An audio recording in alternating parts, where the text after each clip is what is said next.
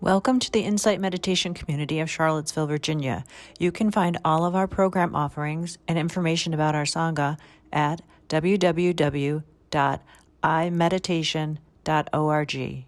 We meet weekly on Tuesday evenings at 7 p.m. Eastern Time, currently on the Zoom platform for meditation and a Dharma talk given by one of our teachers. We also meet daily at noon Eastern Time on Zoom for sitting practice. We hope you can join us.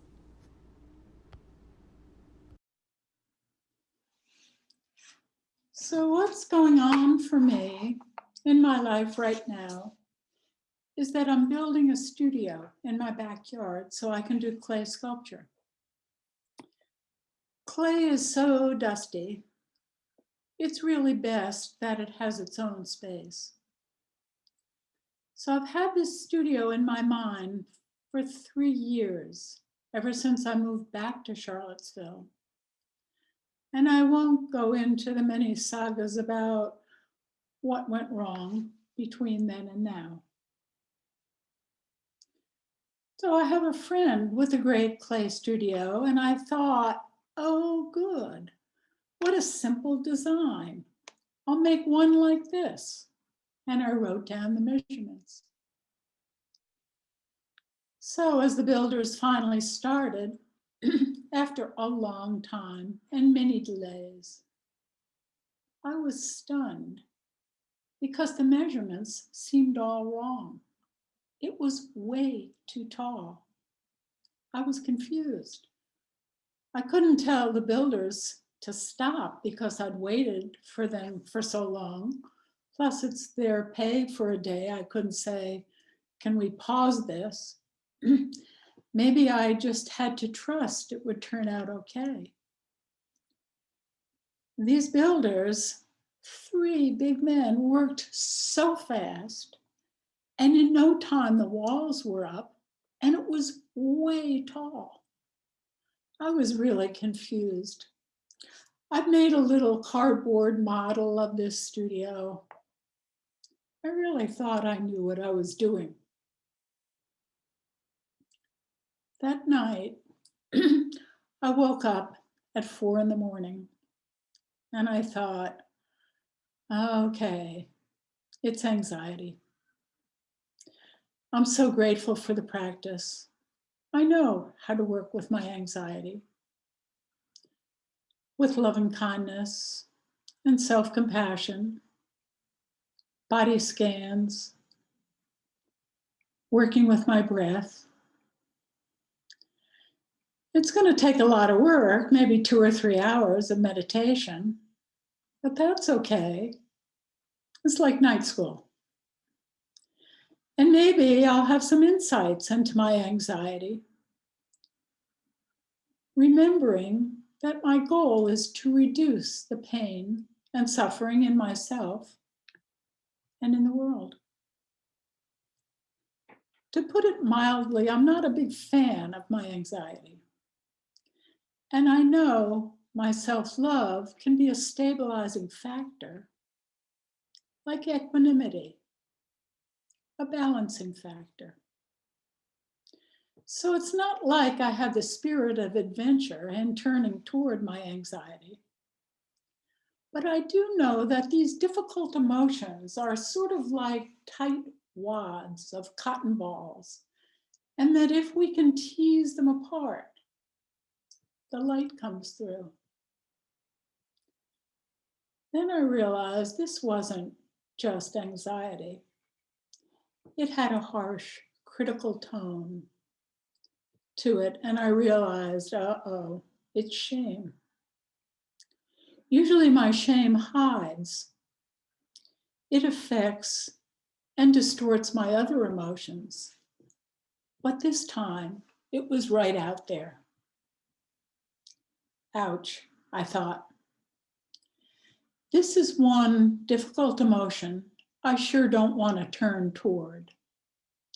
Maybe I'll just get up, do some yoga. Maybe I'll eat something. If I'm not a big friend of my anxiety, you can imagine what I feel about my shame. But I decided to stick it out and see what I could learn. Turn toward, be curious. Come on, honey, I encouraged myself. You can do it. My voice toward myself was really harsh. How stupid I was to take on such a big project without more help. Should have done more research, looked at other studios. What was I thinking? It's so out of place in proportion to everything else around it. It looks stupid. I look stupid. The main problem with shame is that it cuts inward with harsh criticism instead of moving outward. It's so intense and concentrated that we can't reach the bigger picture to put it more in perspective. We become inwardly frozen with it. It's very painfully self-conscious. It says, there's something wrong with me.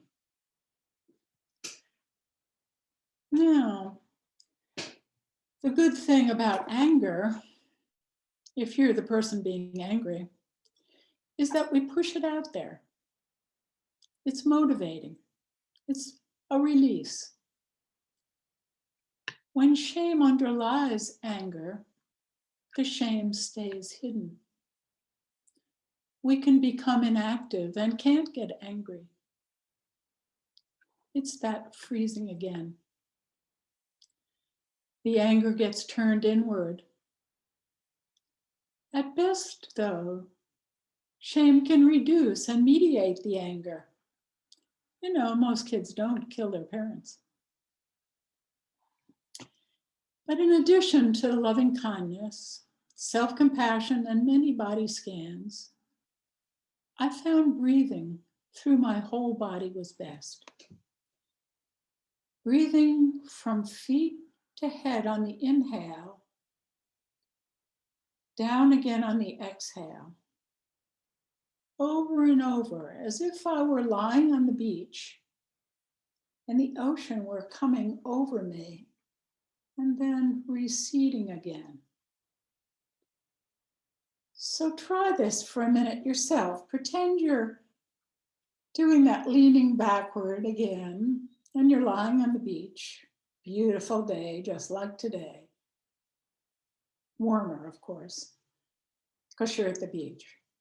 And have the ocean, kind of the breath, roll up on the inhale and down on the exhale. Just do that a couple of times.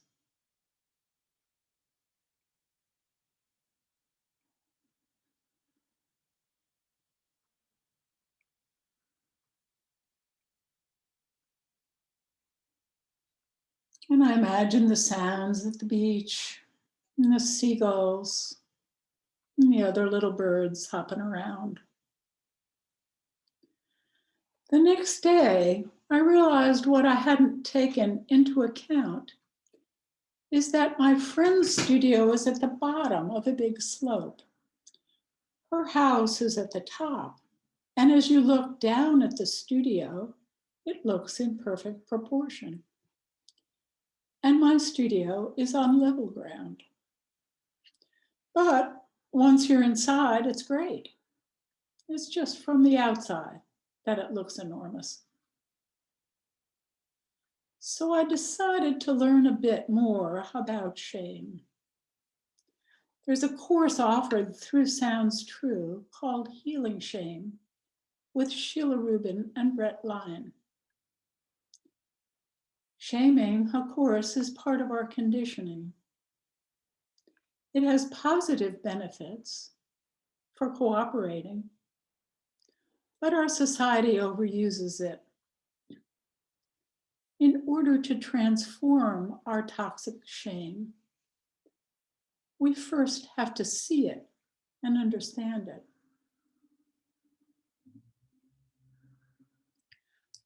I've noticed that there's a way that anger reinforces our sense of self.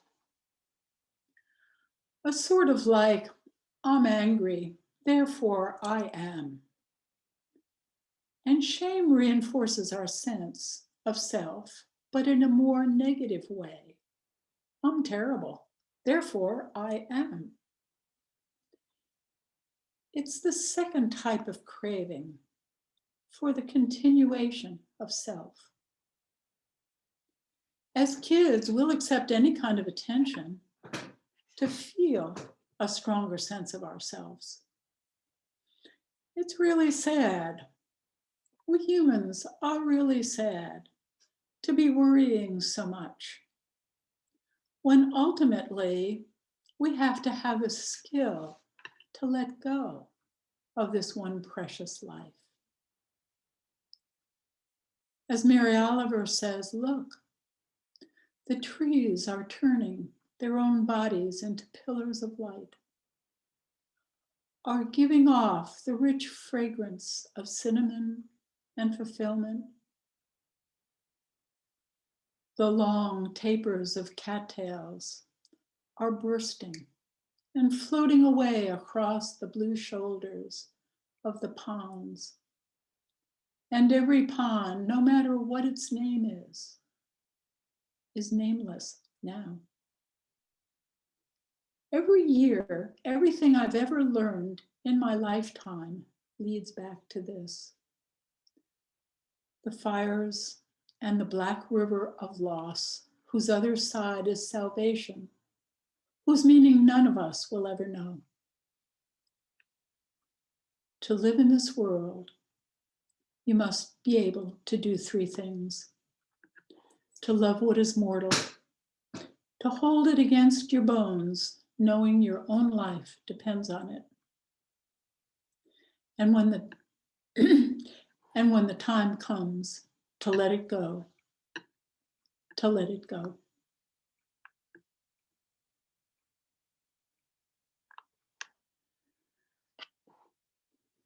How shame happens when we're kids is that there's a break in the interpersonal bridge, most often between child and parent. The child then takes that bridge inward as shame. In any relationship, if there's a rupture, the most important thing to remember is the repair. And we can do repair ourselves with our practice.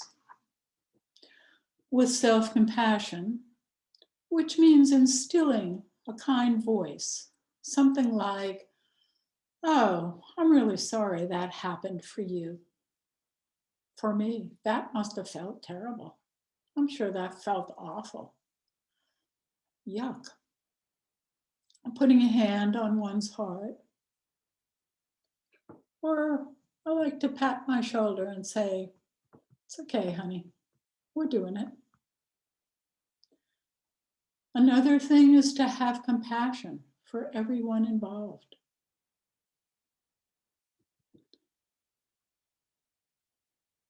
Another is taking responsibility for your own part. Seeing the big picture. It's always helpful to take a walk. Watch the squirrels. As Teresa often says, look out the window.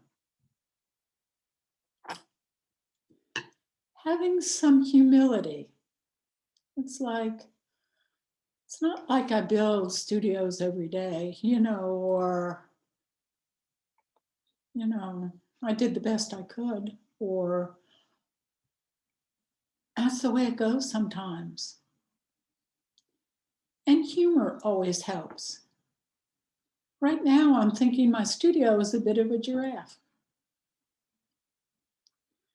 Bring to mind this one precious life, the fragrance of cinnamon and fulfillment, the long tapers of cattails bursting and flowing away over the blue shoulders of the ponds and every pond.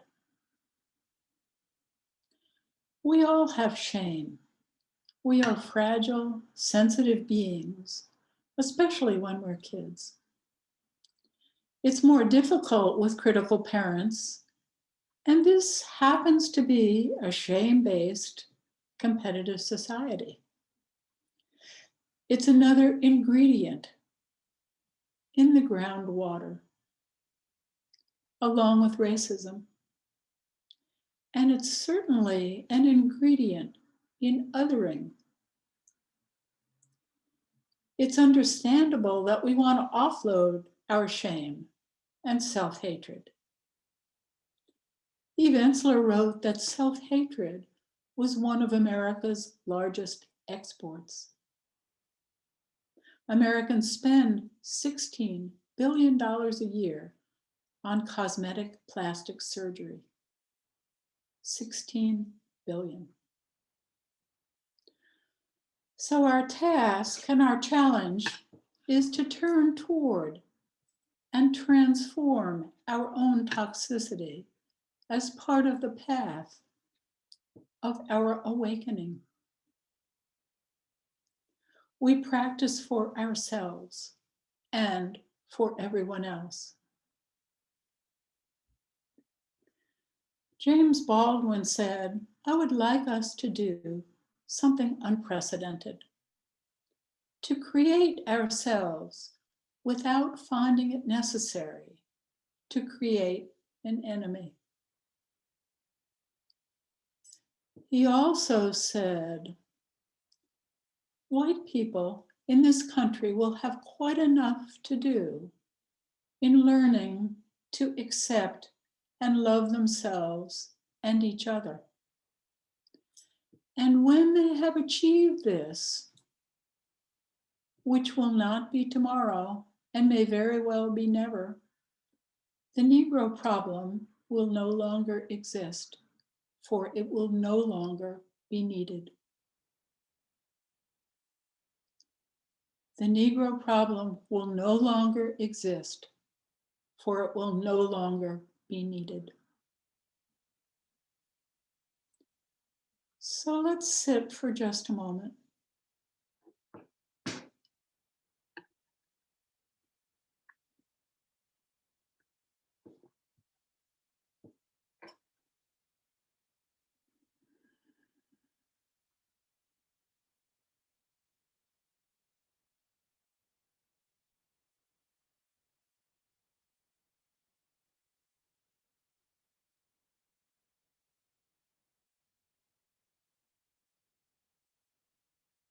May we rest in awareness, being grateful for this beautiful spring and for the lessening of COVID. May we be kind to ourselves and to everyone else, especially if they are suffering.